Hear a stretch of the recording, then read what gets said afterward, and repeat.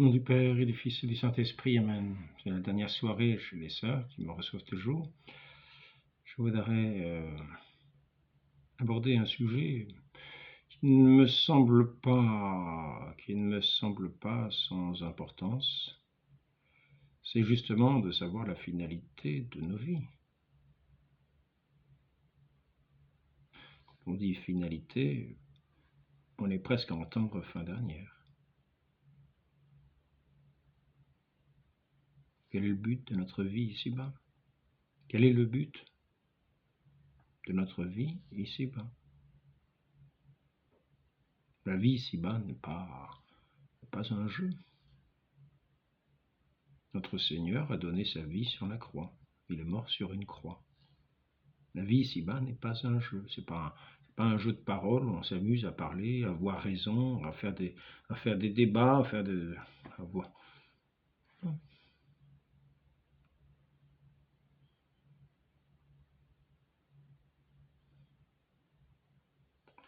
Un petit peu comme si nous avions un examen à passer, un examen final. Par exemple, un son auteur. Il faut savoir, à la fin de l'année de préparation, passer au-dessus de la barre pour le son auteur. Si on passe en dessous de la barre, toute l'année est ratée. Et nous, si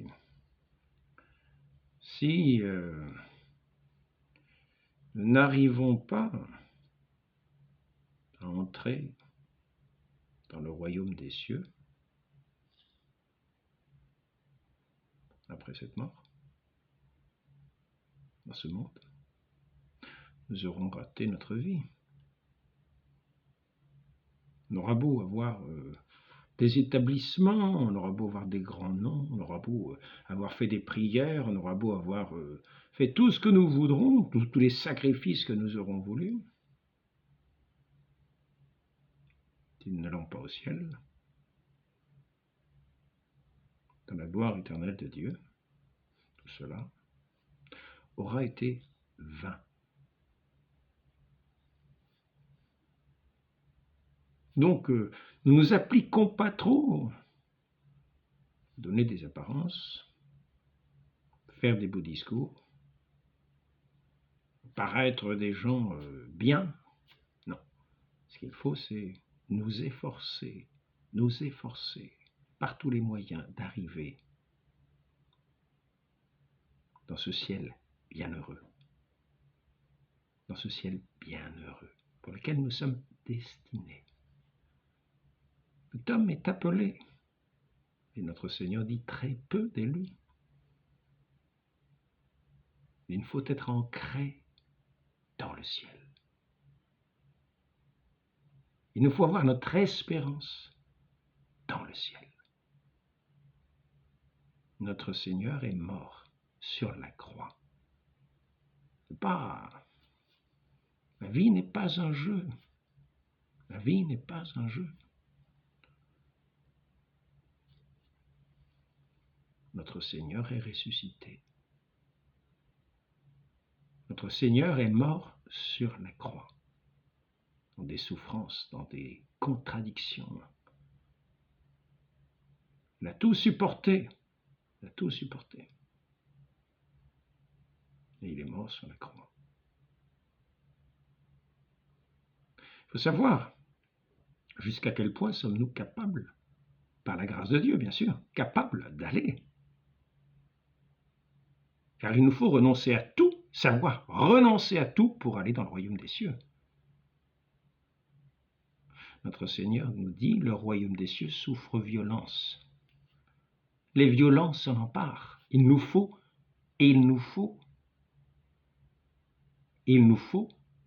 savoir renoncer à tout pour entrer dans le royaume des cieux. Celui qui ne sait pas renoncer à tout, qui ne sait pas faire tous les efforts pour entrer dans ce royaume des cieux, le prend bien à la légère. Ce n'est pas par nos mérites que nous y arrivons, c'est par la grâce de Dieu qui nous donne sa vie. Encore faut-il correspondre à cette grâce. et être toujours humblement tourné vers notre Dieu, qui est le dernier moment venu au dernier souffle, nous portera dans sa main pour faire ce passage. Si nous correspondons à sa grâce, si nous ne le rejetons pas dans notre vie quotidienne.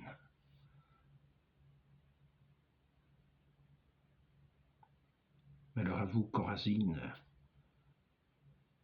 si Sodome avait vu tous les miracles, avait vu tout ce que vous avez vu, se serait converti sous le sac et la cendre. Et là, on le prend à la légère, bien souvent, mollement, pas très sérieusement. Pas très sérieusement. Si nous ratons le ciel, nous avons tout raté. Et la vie éternelle, l'éternité est longue. La création de l'enfer est une miséricorde du Seigneur. C'est un lieu où les supplices sont moins ardents qu'ils n'y seraient s'il n'y avait pas d'enfer. Pour ceux à qui c'est la place, ceux qui ne sont pas dans la grâce de Dieu, chercheraient leur place, ne la trouveraient pas, et cet enfer serait encore plus pénible que ce lieu de l'enfer qui leur est réservé. C'est donc une miséricorde. Ceux qui sont dans la grâce de Dieu, leur place, c'est le paradis.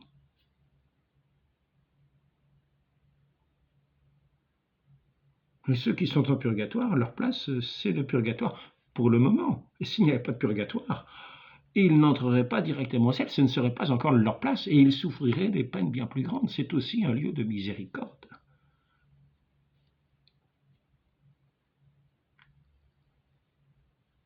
Par conséquent, il nous faut suer pour le royaume des cieux. Ne pas nous amuser simplement à faire des démonstrations, ne pas s'amuser dans des débats, avoir raison. T'as bien parlé, t'as bien fait ceci, t'as bien... Ah d'accord, bravo. C'est à l'arrivée qu'il faudra que nous soyons applaudis par toute la cour céleste qui se réjouira de nous voir arriver dans ce ciel bienheureux. Plus il y aura d'élus dans le ciel arrivés, et plus cette joie, plus cette gloire de Dieu sera magnifiée. Pour cela que nous devons prier pour les âmes du purgatoire, pour qu'elles arrivent plus vite, magnifier ce nom de Dieu. Magnifier notre Dieu dans sa gloire, nous réjouir, lancer nos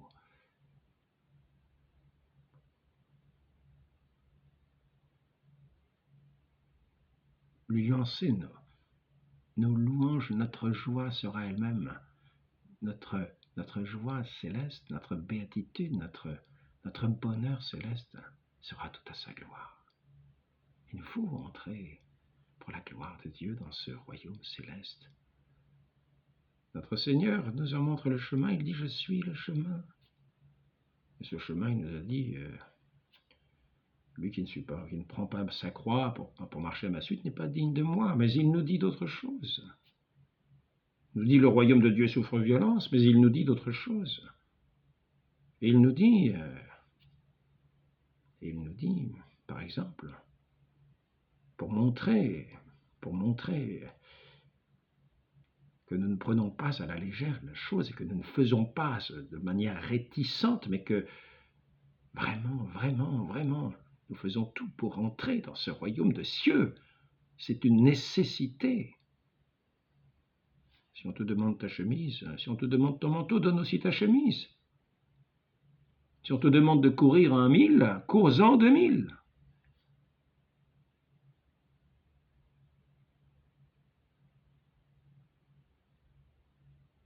Lorsque nous voyons nos frères démunis, ne restons pas les bras croisés, dans une indifférence, une somnolence.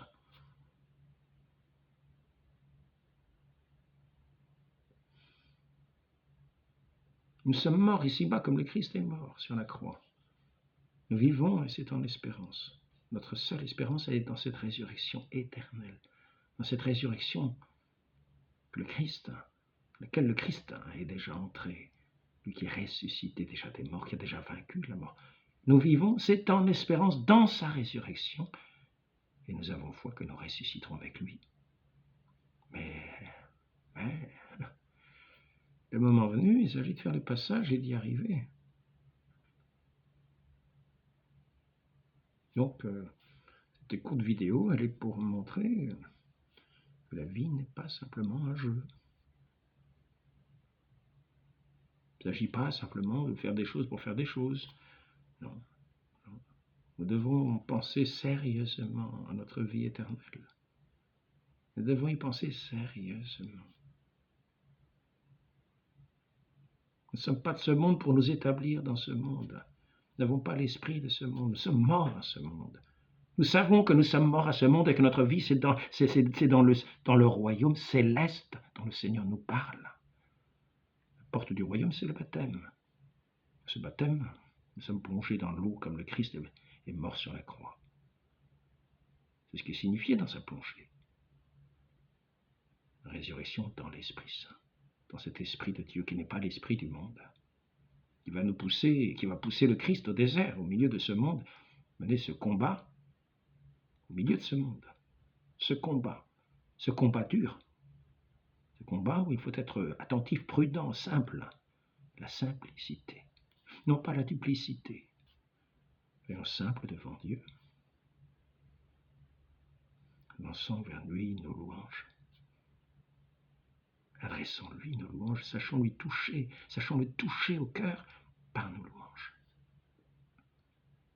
Plus nous le toucherons au cœur par nos louanges, par nos actes de foi en son amour, plus notre cœur se dilatera à la mesure du sien. Nous ne serons jamais à la mesure du sien, mais lui-même, à chaque fois que nous lancerons cet acte de foi dans son amour, emplira nos cœurs davantage de son amour, de son onction. Le jour, la lumière entrera davantage dans nos vies. Chaque pas que nous aurons fait, nous ferons entrer dans ce jour. Comme si nous marchons dans la pleine nuit, lançons-lui ces louanges, cette louange au plus haut des cieux, celui qui a ressuscité son Fils pour la vie éternelle, qui nous a donné son Fils pour que nous vivions de sa vie unis à lui, un avec lui. Forçons-nous d'être un avec nos frères par cet Esprit de Dieu qu'il nous donne, cet Esprit de Dieu dans lequel nous vivons comme invisiblement dans ce royaume de Dieu qui est ici invisible. Nous ne le voyons qu'à des signes, comme il est dit, la fraction du pain. Notre Seigneur y est présent. Dans les sacrements, notre Seigneur y est présent. Dans l'amour que nous témoignons, notre Seigneur est présent. Les prières que nous faisons en commun, notre Seigneur est présent. Pensons aux défunts qui ont besoin de nos prières, qui ne peuvent pas prier pour eux. C'est l'acte de miséricorde que notre Seigneur aime le plus. Il y a un acte héroïque que je vous invite à connaître, l'acte héroïque. Pensez-y bien, l'acte héroïque. Un abandon de tous nos mérites à la disposition de la très sainte Vierge. L'acte héroïque. Occupons-nous de cette vie éternelle. Occupons-nous de cette vie éternelle. C'est le seul aboutissement que nous avons. Nous vivons et c'est en espérance. Nous avons foi dans notre Seigneur Jésus-Christ. Demandons-lui la grâce d'augmenter cette foi. Demandons-lui la grâce de la force de l'esprit pour combattre dans ce monde, demeurer ferme.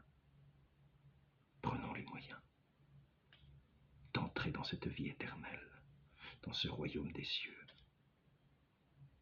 Nous serons éternellement bienheureux.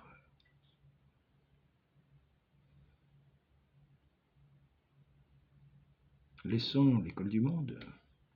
Laissons-les à l'école du monde. Ils diront, qu'est-ce que c'est que ce truc-là? Qu'est-ce que c'est que votre truc-là? Vous êtes déjà morts, vous êtes déjà des morts. Ceux qui sont morts, ce sont ceux qui ne sont pas dans la grâce de Dieu. Nous vivons comme invisiblement, nous vivons, c'est en espérance. Notre vie est cachée en Dieu. Mais ne croyons pas que c'est déjà gagné. Le dernier souffle.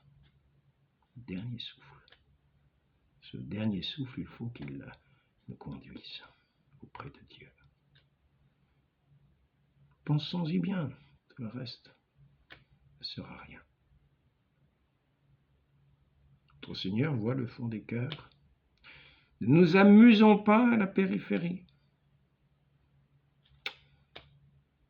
Marchons simplement, mettons la main à la charrue, avançons dans la foi, l'espérance, la charité.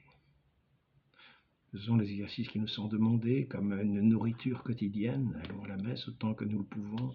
Nourrissons-nous de ce pain de vie qu'est notre Seigneur. Il se donne tous les jours pour entrer davantage dans la communion avec lui, dans la vie éternelle, dans son esprit d'amour. Nourrissons-nous de sa parole, sans chercher des interprétations qui nous mènent hors de l'Église.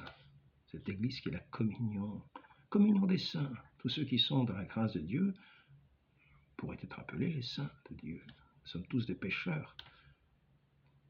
Allons au sacrement de pénitence, faisons tous les exercices de la vie du chrétien ici-bas. Prenons de la peine. Notre Seigneur saura nous récompenser plus généreusement que nous saurions l'imaginer. Et tous les anges du ciel nous accueilleront avec des chants de joie.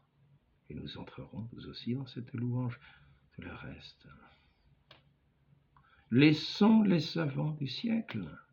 Essayons de leur dire quelques paroles simples, s'ils peuvent entendre. Annonçons l'Évangile tout simplement.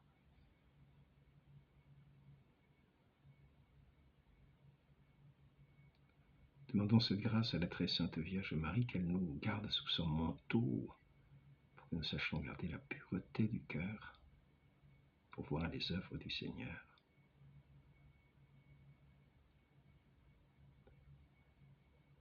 Nous en réjouir pour ne pas nous décourager, mais surtout nous réjouirons. Réjouissons-nous si notre nom est inscrit dans les cieux. Sinon, nous serons vécus vainement. Courage, union de prière.